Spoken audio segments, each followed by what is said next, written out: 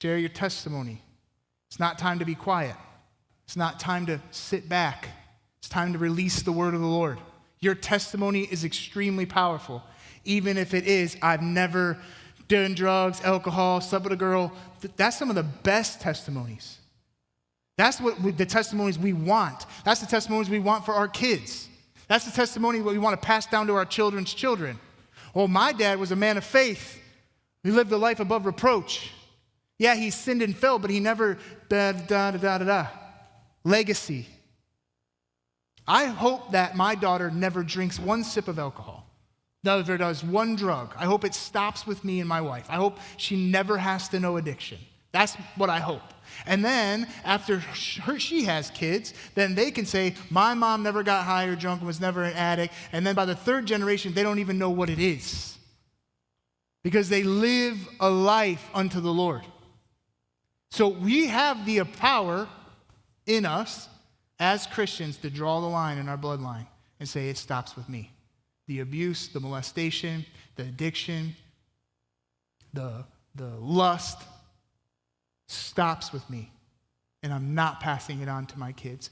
And before you have kids, I'm not reproducing it in disciples. Because you are called to reproduce. And people are watching you, especially if you're part of this ministry. Because God's anointed us. And this is not me being full of myself. This is the Lord telling me. He has anointed us to be his representatives in this generation. So this is the purification call. That's why I'm so sobering serious about it. We get so focused on circumstances and situations and feelings and temporary things that we miss God's moments, the big picture. Testimonies help shift perspective. It also helps create faith. So I say this, if you do not allow your circumstances to affect your faith, eventually your faith will affect your circumstances.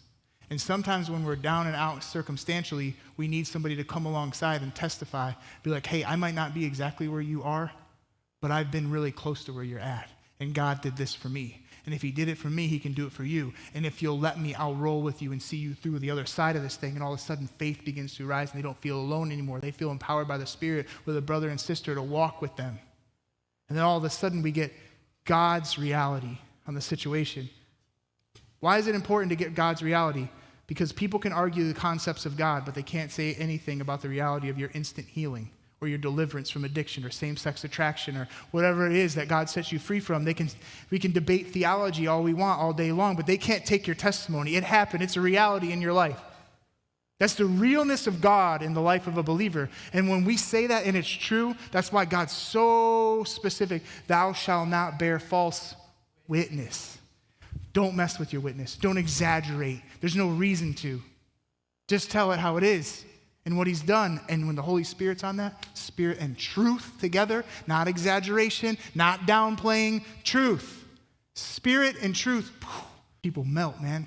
I watch people just break down and cry, just melt because of the power of a testimony.